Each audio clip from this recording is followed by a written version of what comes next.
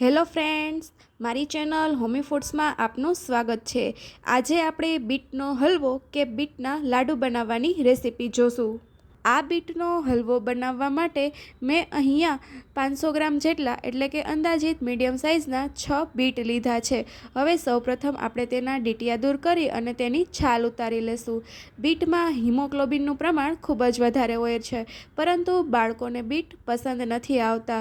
તો આ રીતે તમે હલવો બનાવીને ખવડાવશો તો બાળકોથી લઈ વૃદ્ધોને દરેકને આ હલવો ખૂબ જ પસંદ આવશે અને બાળકોને આ રીતે તમે બીટ ખવડાવી શકો છો। તો અહીંયા આપણે બધા જ બીટમાંથી છાલ ઉતારી લઈએ, ત્યારબાદ ખમણીની મદદથી તેને ખમણી લેશું। આપણે તેનું ખૂબ જાડું ખમણ નથી કરવાનું, નહીં તો તેને ચોળવવામાં થોડી મુશ્કેલી પડશે। તો અહીંયા બધું ખમણ ખમણાઈને તૈયાર થઈ ગયું છે। તે સિવાય મેં અહીંયા સૂકા ટુપરાનું ખમણ લીધું છે। તમે ઘરે પણ સૂકું ટોપરું મિક્સરમાં પીસીને ખમણ કરી શકો છો કે ખમણીમાં ખમણીને કરી શકો છો, અથવા તો બજારમાંથી તૈયાર પણ લઈ શકો છો। અહીંયા આપણે સૂકું ટોપરું જ લેવાનું છે। હવે એક વાસણની અંદર આપણે 2 થી 3 ચમચી જેટલું ઘી મેલ્ટ થવા માટે મૂકી દેશું। આ હલવામાં ઘી ખૂબ જ ઓછા પ્રમાણમાં જોશે।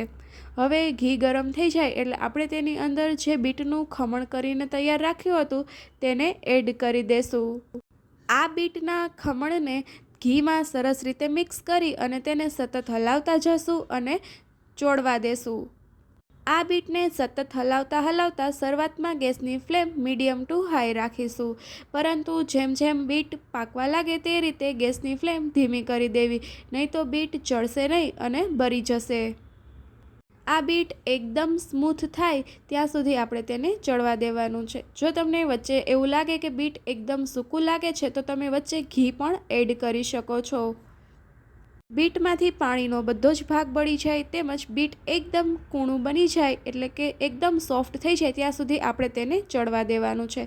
બીટ સંપૂર્ણ રીતે ચડી જાય ત્યારબાદ જ તેમાં ખાંડ એડ કરવાની છે। તો અહીંયા 6 બીટમાં મારે પોણા વાટકા જેટલી ખાંડ જોઈ છે। તમે તમારા ટેસ્ટ પ્રમાણે વધુ ઓછા પ્રમાણમાં ખાંડ લઈ શકો છો।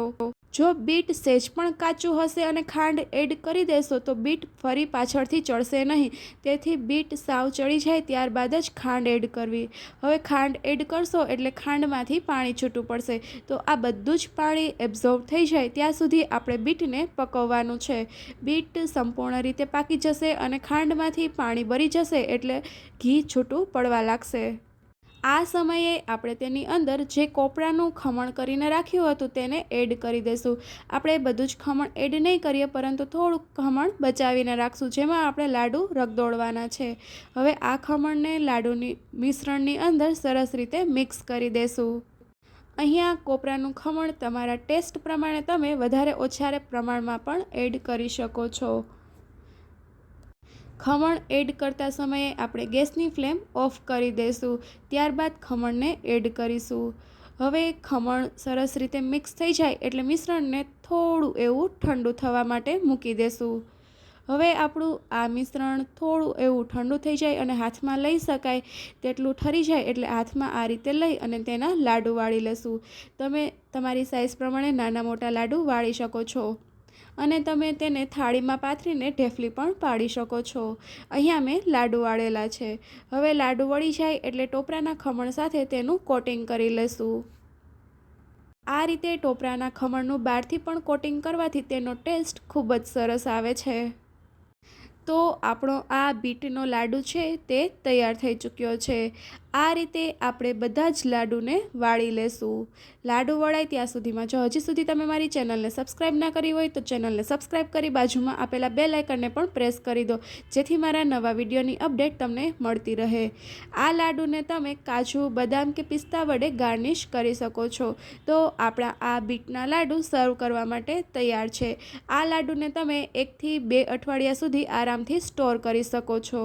તો તમને મારા આ બીટના લાડુની રેસીપી કેવી લાગી તે મને કમેન્ટ કરીને જરૂરથી જણાવજો ને મારો વિડીયો પસંદ આવ્યો હોય તો તેને લાઇક અને શેર કરવાનું ભૂલતા નહીં। તો હવે આપણે ફરીથી મળીશું નેક્સ્ટ વીક એક નવા વિડીયો સાથે। Thank you.